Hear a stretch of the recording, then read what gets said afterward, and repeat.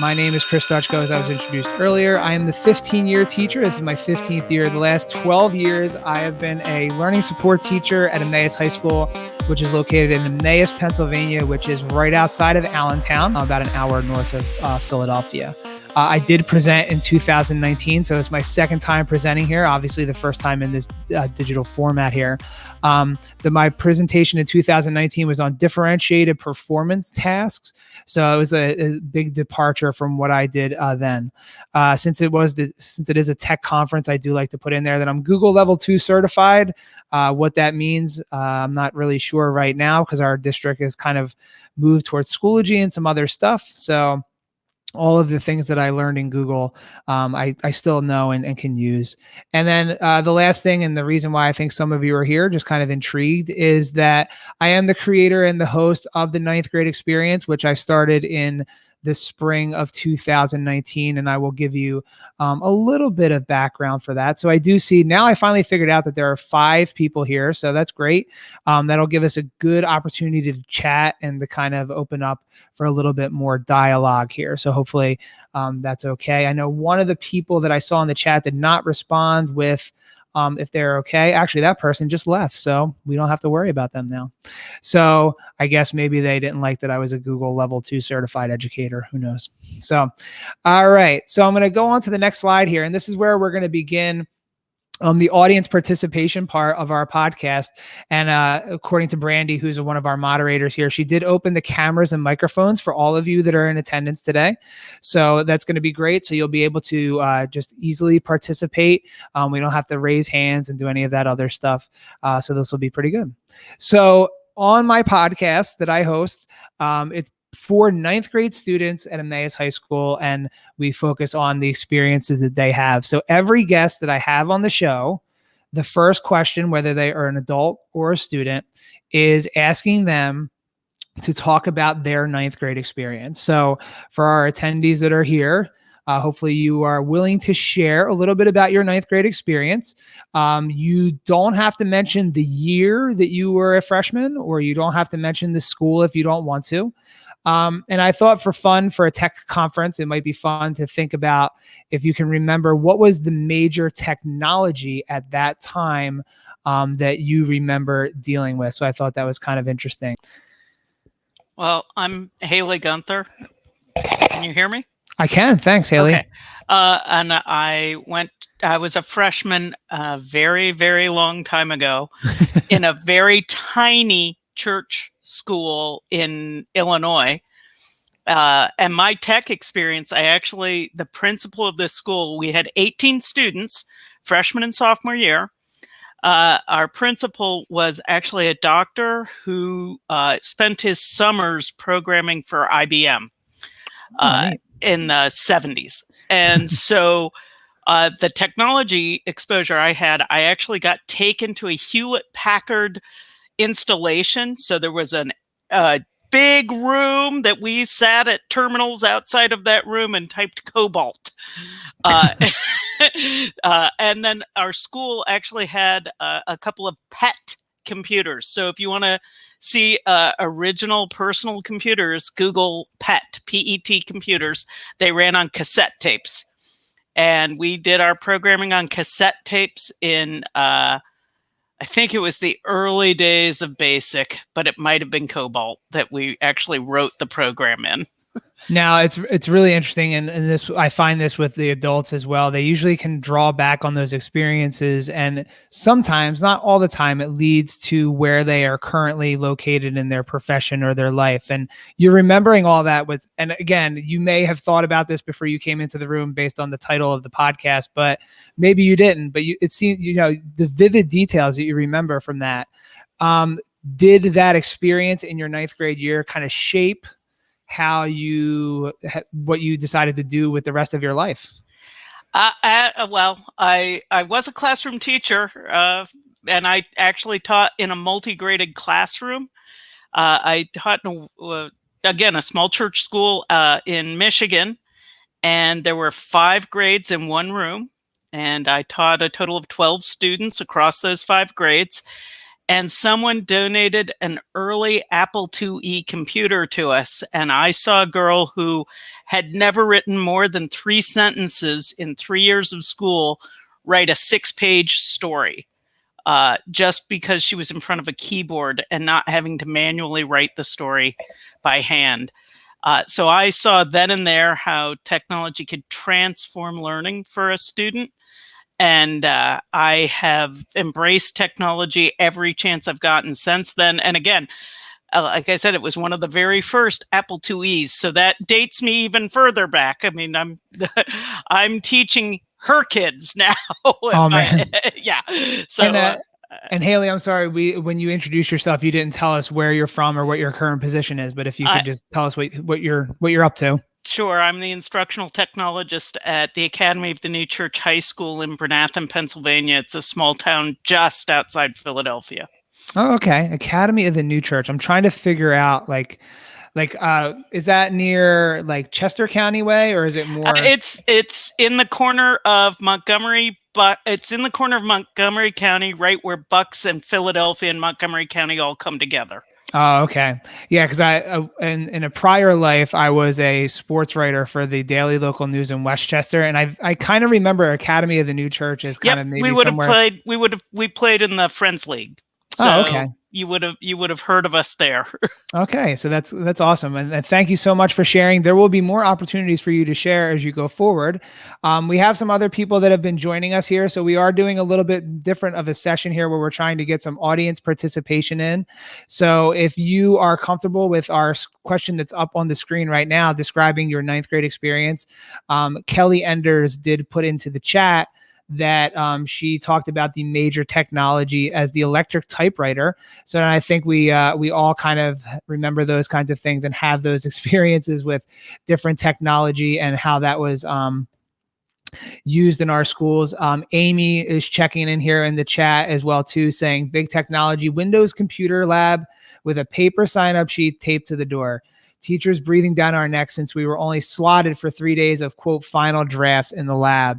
And I think a lot of us have that experience too, where we had to go into a computer lab and we had to really the time was precious, and we were running on Windows computers, and I'm sure many of us in the room here are talking and thinking about the computer carts that we used to have and signups, and how that was kind of the biggest nightmare and an impediment to everyone kind of wanting to take the lab. So thank you very much to the people that have participated. Again, you can always unmute your microphone and unmute your camera here to kind of chime in to the rest of the conversation here. So thank you for the people that have been doing that. So it seems like we added somebody else into the mix here. So if that person that just came in, I believe her name is Karen. If Karen would like to participate, feel free to just join us into the chat or unmuting your camera and talking.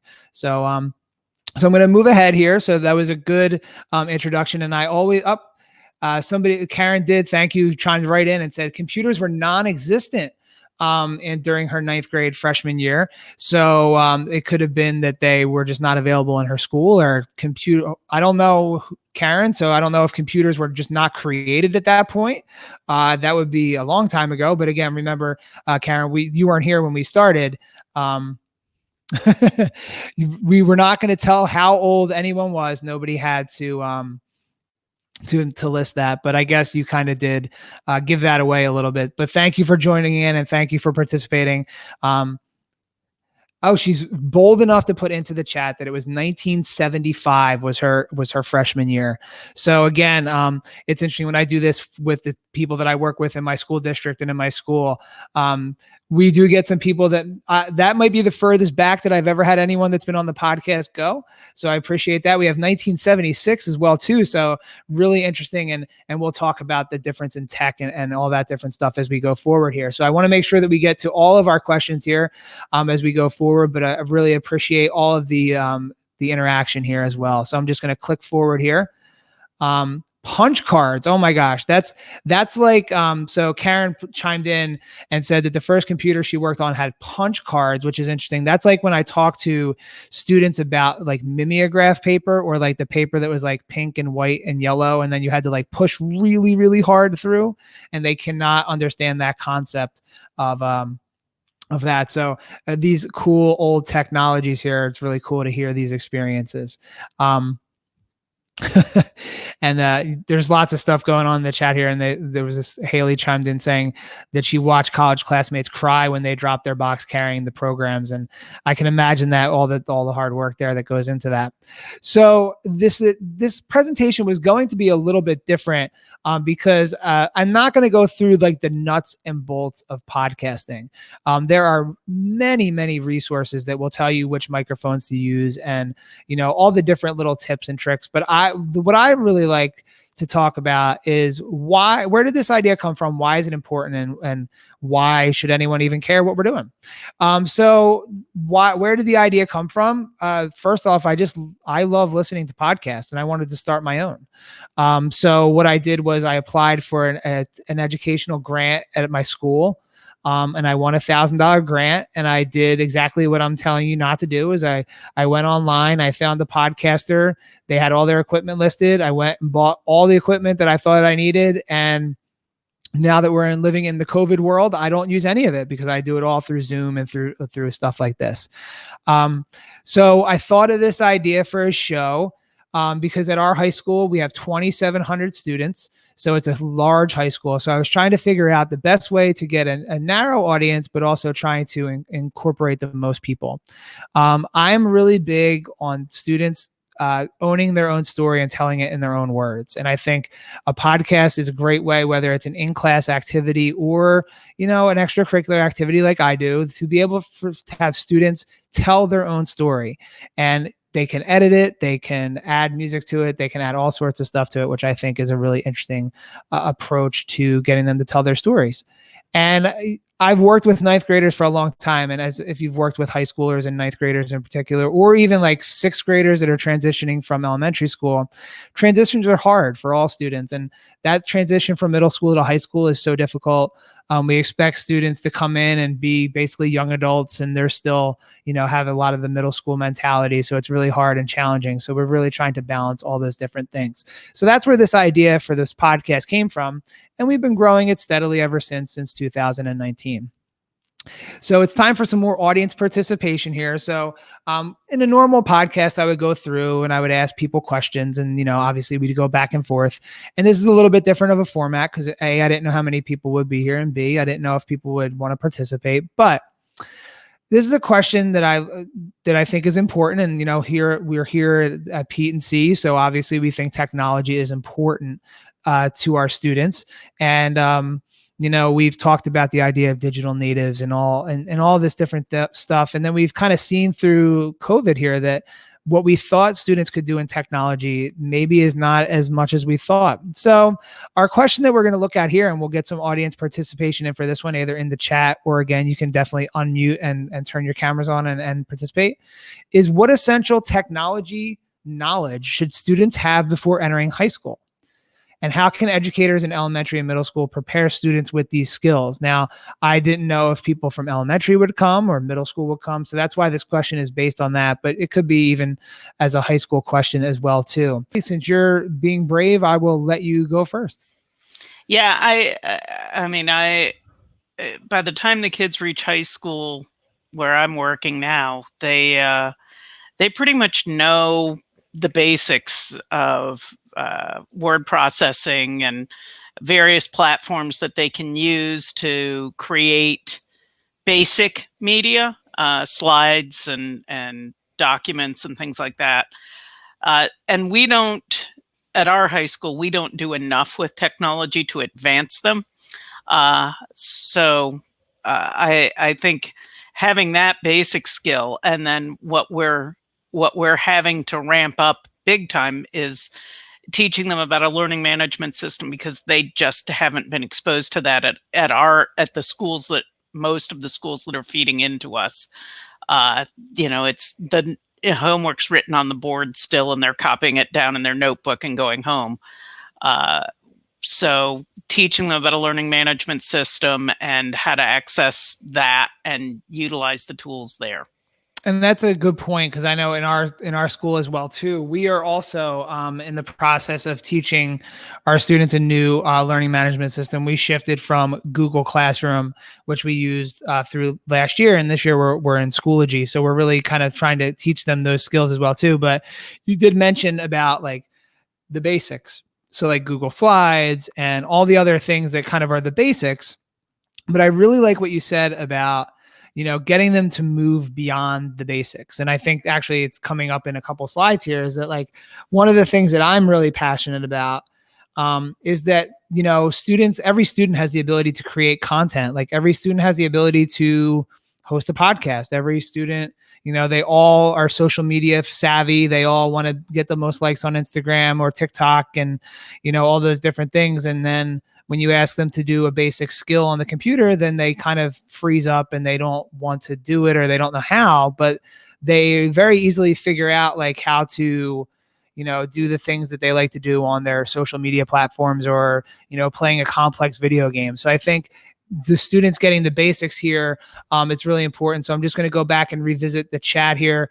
There were some things that were coming in here. So Kelly chimed in and said in her district, the focus is like how to use the Google tools, organize them, complete assignments using them. And again, the very basic skills, so when they get to high school, hopefully they're ready to do that. Amy checked in saying her must-haves are the Google Suite, obviously, knowledge of creation tools, problem solving skills. It's not always a tool, but you can always Google it. And that's a great one. I did a very similar episode with our tech integration specialist at our own district earlier this year. And you're going to see as we go forward here, a lot of the tech stuff isn't necessarily like, can I use this particular program? It is what happens if something goes wrong, or how do I talk to people, or how do I even use an email or write an email it's not in all caps lock, all in the subject heading. So good stuff there. Amy kept checking in too, dealing with, karate at home, dinner time, husband working in the background, and our students are dealing with the same things as well too at home. So we appreciate you hanging in here. Kelly said using Canvas to access assignments, which is a learning management system.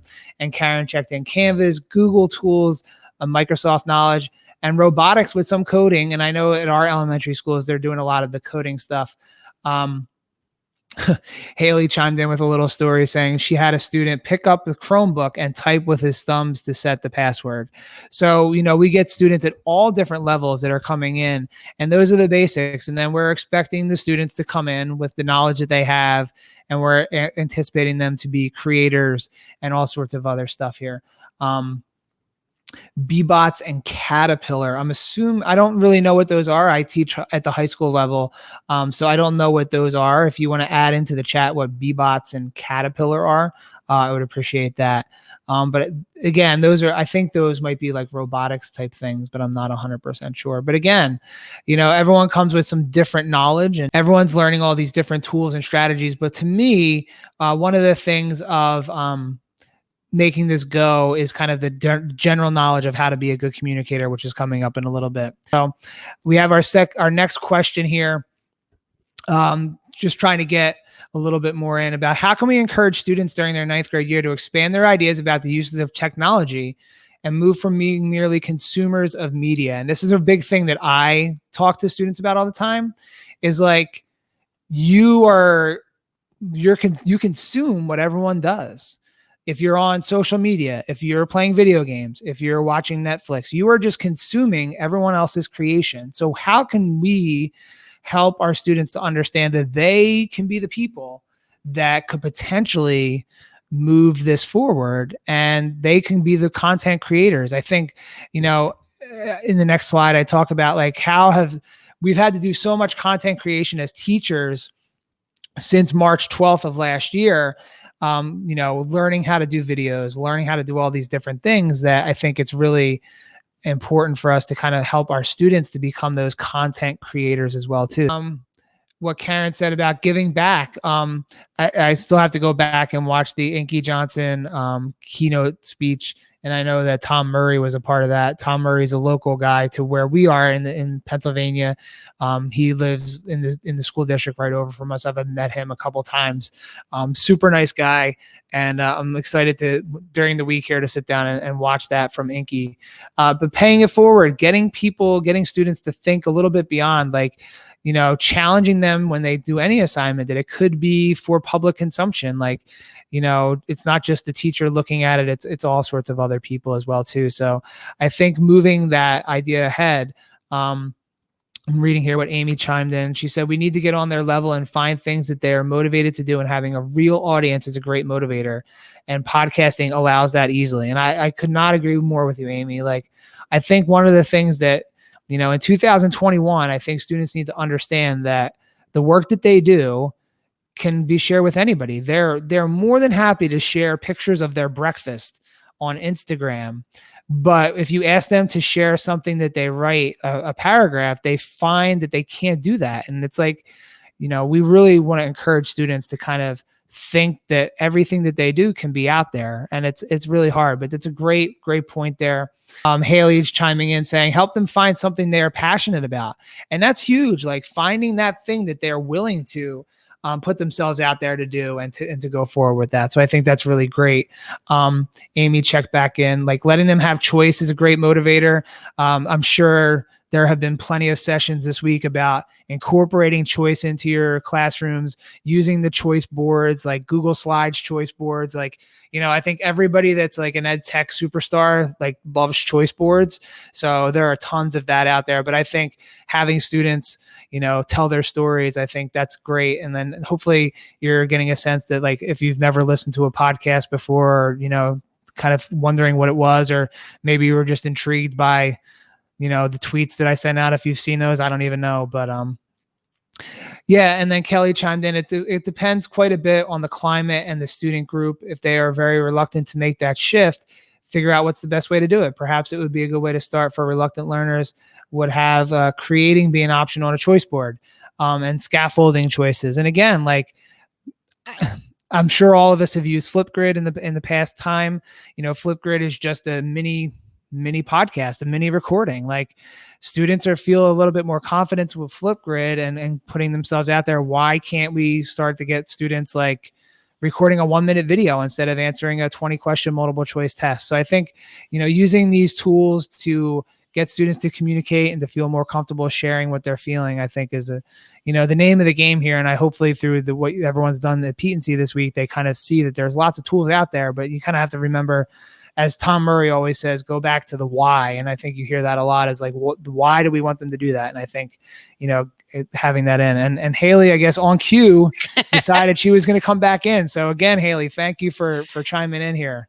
I was just going to share an experience I had last year. We had a teacher who was going out on extended leave, and she had her class of students write a speech and then record themselves giving that speech. And she asked me to come in and give the kids some tips on how to record themselves. They all had Chromebooks. So I said, look, just find somewhere without a lot of extra noise. I said, you may find yourself sitting on the floor of your closet because the clothes will absorb the extra noise. And it turns out, a month later, we were on COVID, and a lot of those kids emailed me, said, I'm sitting on the floor of my closet, Mrs. Gunther.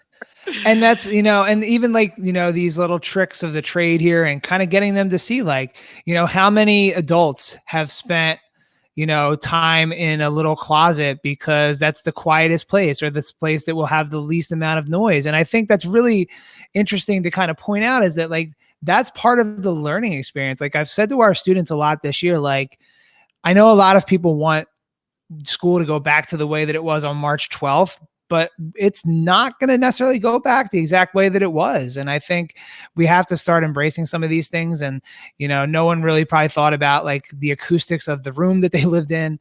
But I think it's really a neat thing there. But I really like the idea of recording the speeches. And then that way, it's so much different than actually just having a kid write it down, like performing it and doing that. That's a podcast like that. That activity, I would say that if you just took everyone's recording and made it into a podcast and you put it out there, that's a great way of dipping your toe in, and just having that experience be there. Karen's checking in about personally, she would appreciate a better understanding of what it feels like, politics in the future. So again, these are different ways of just kind of trying to encourage and kind of getting students to think about, how they fit in, things that are important to them. Like obviously with everything that's been happening in our country over the last year or 4 years or 8 years, however far back you want to go, there a lot of students have a lot of feelings about that, and, getting them to be able to express that in a way that's positive, that they can, really base what they're saying in fact. It's really great for students to be able to do.